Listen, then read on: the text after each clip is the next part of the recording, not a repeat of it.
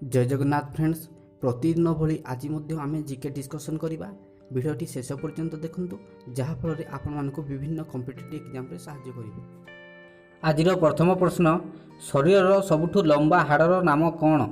आउ थे कही शरीर सबुठु लंबा हाड़र नाम कौन? ऑप्शन ए टिबुला, option B femur, option C tibia, option D फेरम। तो यार सठिक आंसर हम ऑप्शन नंबर बी फेरम। परवर्ती प्रश्न, बंगभंग केउ मसीह संगठित होइतिला? Option number A 1909, option number B 1906, option number C 1907, option number D 1905। तो यार सठिक आंसर हम ऑप्शन नंबर डी 1905। परवर्ती प्रश्न, बांग्लादेश रो राजधानी रो नाम कौन?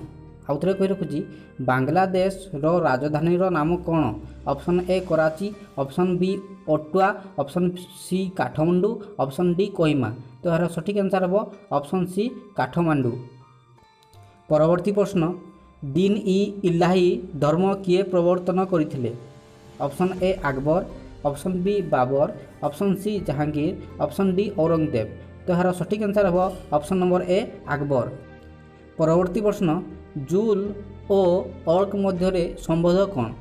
Option A 1 joule is equal to 10 to the power 8 erg, option B 1 joule is equal to 10 to the power 5 erg, option C 1 joule is equal to 10 to the power 7 erg, option number D 1 joule is equal to 10 to the power 3 अर्क। तो यार सठिक answer हम option number C 1 joule is equal to 10 to the power 7 erg.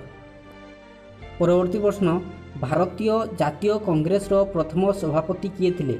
Option number A Jawaharlal Nehru, option B Surendranath Banerjee, option C Dadabhai Naoroji, option D Umesh Chandra Banerjee.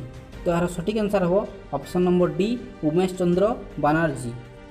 Friends, मु आपण को कही रखुची कि आपण माने जदि हम यूट्यूब चैनल को प्रथम करी आछंती ताहले पाखरे थिबा नाली सब्सक्राइब बटन टी को प्रेस करंतु, जहाँफल आम छाड़ीवा वीडियोर नोटिफिकेशन आपण मानक पाखरे प्रथमे जाई पहुँचब।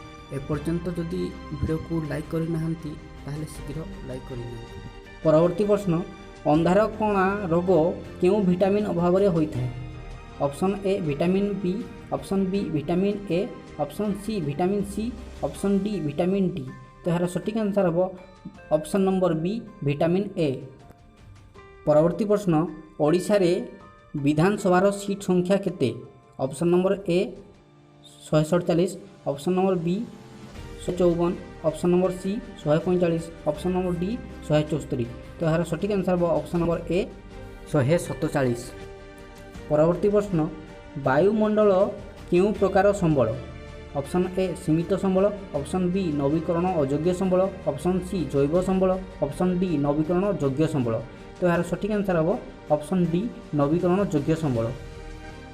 आज शेष प्रश्न, हीराकुद नदीबंध योजना केउ जिले में अवस्थित? आउ थे कही रखुची, हीराकुद नदीबंध योजना केउ जिले में अवस्थित? Option A Cuttack, option B Sambalpur, option C Jajpur, option D Nabarangpur. तो यार सठिक आंसर हम ऑप्शन नंबर बी संबलपुर। आज जनरल नॉलेज भिडियोटी आपण मानकु केमिति लागला निश्चित भाव में कमेंट रे लिखि जणाइबे। जदि भल लागिछि ताहले निश्चित भाव में गोटे लाइक करिवे, भिडियोटी अधिक मात्रा रे शेयर करिवे। Thank you friends.